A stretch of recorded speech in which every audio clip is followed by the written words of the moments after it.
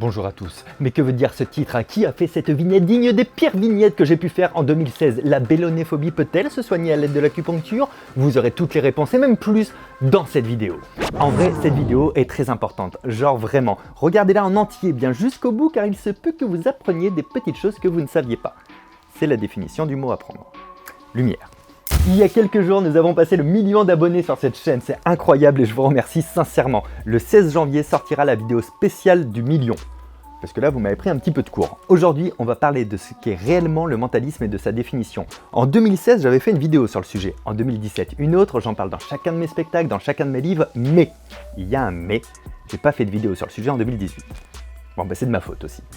Et avec l'arrivée massive des nouveaux abonnés, bienvenue les nouveaux! Je lis souvent des choses dans les commentaires qui vont de « c'est pas du mentalisme, il a fait comme Sherlock Holmes » à « espèce d'escroc, c'est des complices, c'est full fake ». Et je me dis « ben non, ils n'ont pas compris ce que c'est le mentalisme ». Alors j'en suis arrivé à la conclusion suivante. Les vidéos que j'ai faites sur la définition du mentalisme sont trop anciennes, les nouveaux abonnés ne l'ont pas vu. Il est temps d'en faire une autre en rajoutant quelques petites révélations croustillantes. Je vous ai dit de tout bien regarder en entier? Et je vous dirai aussi ce qui va se passer cette année sur cette chaîne, et bonne année tout le monde! On se fait ça en 5 étapes. D'où vient le mot mentaliste? Quelle est sa définition? Eh bien ça, c'est mon moi de la vidéo du 19 septembre 2016 qui va vous le dire. La paternité du mot mentalisme vient d'un philosophe anglais de la fin du 19e siècle qui l'avait utilisé pour l'opposer complètement au matérialisme, c'est l'inverse. Mais en même temps, on trouve le mot mentalisme dans le domaine du spectacle, des arts du spectacle. Jean-Eugène Robert Houdin avait écrit dans un livre « Comment on devient sorcier » plein d'expériences sur la prestidigitation de l'esprit. On pourrait aussi appeler ça la magie mentale. Vous comprenez donc surtout qu'il n'y a pas de définition légale dans le monde concernant ce mot. Mais que dit Wikipédia à ce sujet? Le mentalisme est un art du spectacle qui consiste à présenter des performances sur les thèmes de l'étrange et les facultés mentales. Les mentalistes utilisent différentes techniques, entre autres la psychologie, déduction avec la lecture à froid, intuition, équivoque, la suggestion, hypnose, le développement de la mémoire, mnémotechnique, calcul rapide, l'illusion, prestidigitation, manipulation, magie mentale. Au final, il y a autant de définitions qu'il y a de mentalistes et je sais que la mienne est proche de celle de mes contemporains, Darren Brown, Victor Vincent, Luc Langevin et bien d'autres, et que nous avons la même approche sur le sujet et sur le terrain. Et là vous vous dites, mais alors c'est que du spectacle, c'est pas si simple. Voici le premier chapitre de mes 2 livres. Oui, je mets des lunettes pour lire, tu ne juges pas.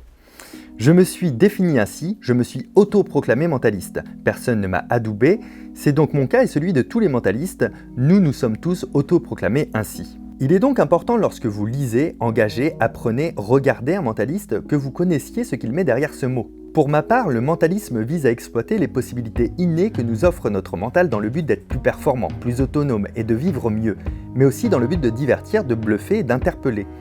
Les outils que je vais utiliser viennent ainsi du monde de la psychologie, de la déduction, de l'influence, de la prestidigitation, de la mnémotechnie et de la visualisation. Au final, tout ce que je peux faire en public ou en vidéo est rationnel à 100% et entièrement explicable.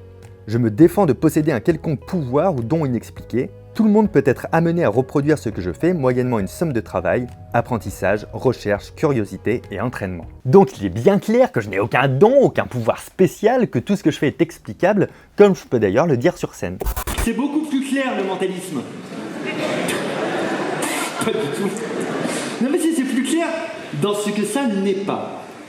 Je suis pas médium, je suis pas voyant, j'ai pas de super pouvoir pour entrer dans la tête des gens, même si j'adorerais. En fait, j'utilise des techniques rationnelles. Je peux vous jurer que 100% de mon spectacle s'explique d'une manière rationnelle du début à la fin. Deuxième étape, le mentalisme pour bluffer. Puisque ça mélange tout, alors à quoi ça sert et comment? Avec un public, c'est pour le divertir et rendre la chose fun. Et là, je vais utiliser la phrase que ceux qui viennent me voir en conférence connaissent. Lorsque je fais un tour sur scène ou un public, alors tous les coups sont permis. Le but, c'est le bluff et le divertissement, avec comme limite, évidemment, de ne jamais utiliser de complices. Mais bon, ça, entre tous mes spectacles depuis 2011 et mes 600 vidéos sur YouTube, ça en aurait fait des complices. Et puis j'ai pas le budget pour. Plus sérieusement, ça veut dire que quand je fais du mentalisme pour vous bluffer, ce n'est pas toujours celui que je dis et ce n'est pas non plus toujours celui que vous interprétez. Et ça, c'est génial! Mais bon, vous le savez forcément, vu toutes les vidéos que j'ai faites sur ma chaîne pour vous apprendre à vous à faire des numéros pour bluffer quelqu'un en mélangeant ça comme celui-ci où l'effet est une espèce de divination. Quand je dis très géométrique, je pense que c'est plein de petits picots sur l'extérieur. Et je pense que le symbole que tu as choisi, c'est celui-ci. Oui. Oui, c'est bon. Oui. Oui, c'est bon. Donc la personne a choisi un symbole, elle ne l'oubliera pas. Imaginons que c'est celui-ci.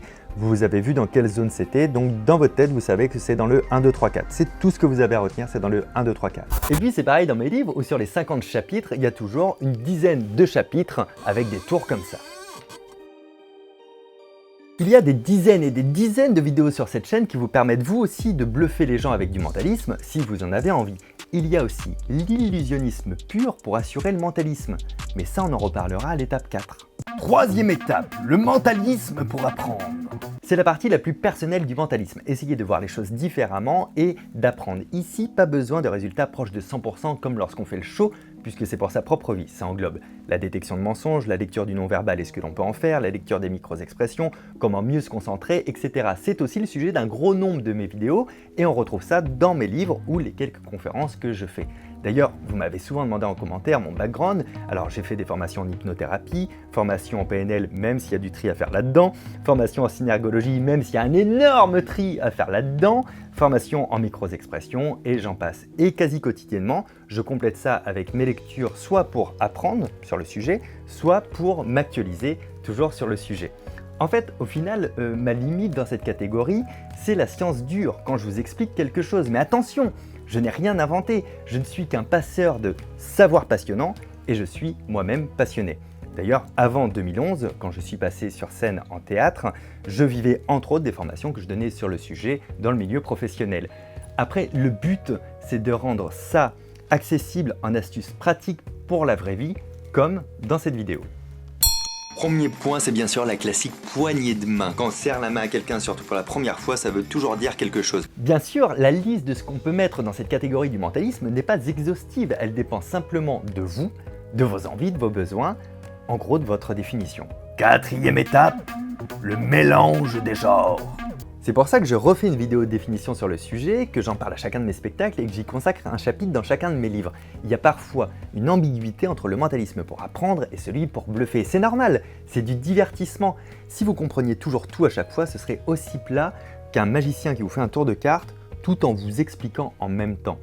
C'est pourquoi quand vous voyez un mentaliste sur scène, que ce soit moi ou les collègues précédemment cités, alors ils vont mélanger l'illusionnisme, la psychologie, la déduction, l'influence, la mémoire dans le but de vous divertir. C'est un savoir qui se transmet au travers des livres, un petit peu comme dans ma bibliothèque que vous voyez souvent derrière moi en vidéo. J'avais d'ailleurs fait une conférence sur ce sujet en 2016 que vous pouvez retrouver sur internet, mais parfois l'illusionnisme sert de plan B, comme dans cette vidéo.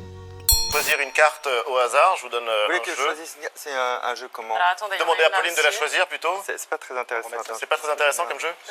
Vous en avez un autre qui est Bien sûr. mais qui n'est pas trafiqué. Qui n'est pas, Non. Regardez, vous pouvez l'acheter partout. C'est les bicycles que vous voyez dans tous les films. Ok. Donc, qu'est-ce que vous voulez qu'on fasse Alors, avec vous? un tour de cartes. Vous avez vu ma gêne à ce moment-là? Ben ça c'est parce que j'ai pas anticipé. J'utilise un jeu Bicycle, ce qui me permet de me sécuriser en cas de raté, ce qui arrive à tous les mentalistes. Vous m'avez déjà vu faire quelques fails déjà sur cette chaîne. À ce moment précis, je dois à la fois expliquer des choses vraies scientifiquement, le mentalisme pour apprendre, et à la fois les bluffer, le mentalisme pour divertir. Si jamais je me rate, ça me permet d'enchaîner car avoir un jeu que je connais me permet de sécuriser. Alors, ce sera moins propre, ce sera moins précis, ce sera moins pur, mais il y aura quand même un résultat. Ce qui est important quand on n'a pas l'occasion d'enchaîner avec un autre numéro pour se rattraper, comme c'est le cas sur les plateaux télé ou sur les plateaux d'artistes. D'ailleurs, dans cette même émission, quelques secondes avant, je dis ça. Mais dans ma définition du mentalisme, du coup, c'est un mélange de mémoire, de connaissances sur le langage non verbal ou la psychologie et de connaissances scientifiques, parce qu'il y a beaucoup de choses qui se disent aussi et qui sont aussi de l'ordre du fantasme, de suggestions, parfois d'illusionnisme. Quand on veut bluffer, on peut associer les deux, pourquoi pas, c'est intéressant. Après, je vous cache pas que parfois je tente des coups avec peu ou pas de sécurité pour bluffer tout le monde, c'est-à-dire vous, les spectateurs, les magiciens, les collègues mentalistes, tout le monde, et que là je suis en sueur, un petit peu comme l'autre fois sur C8. Alors Oh là là, il a fait plein de mouvements que j'ai pas fait. Alors, ça me fait les pointilleux. Alors attention. À 3, on va le faire voir ensemble à la caméra qui est là-bas. Ok. Et je suis en pression. On y va. 1, 2, 2, 3. Ou encore plus récemment et plus risqué chez Michel Drucker le 30 décembre dernier. Encore ne jetez aucun œil dessus, aucun regard. Je vais voir ce que vous avez dessiné, parce que moi aussi je suis un petit peu stressé. Et en même temps, peut-être que vous me croyez sur parole et qu'on n'a pas besoin de vous faire voir. Si vous voulez qu'on vous fasse voir, je vous propose, Thomas, Catron, on retourne tous les deux votre bonne résolution et on va voir ce que j'ai perçu et ce que vous avez fait. 1, 2, 3. Il n'y a pas les abdos, mais il y a les muscles, oui. Bravo. D'ailleurs, il ne faut pas faire de raccourcis et tout mélanger. Prenons l'exemple de trouver une pièce qui est cachée dans la main de quelqu'un. Alors, il existe des systèmes de magiciens pour retrouver automatiquement où est la pièce à l'aide d'un matériel secret. Sans trop vous en dévoiler, il faut avoir le matériel et la pièce spéciale. Mais c'est pas parce que ça existe que les mentalistes utilisent ça. Vous voyez la nuance ?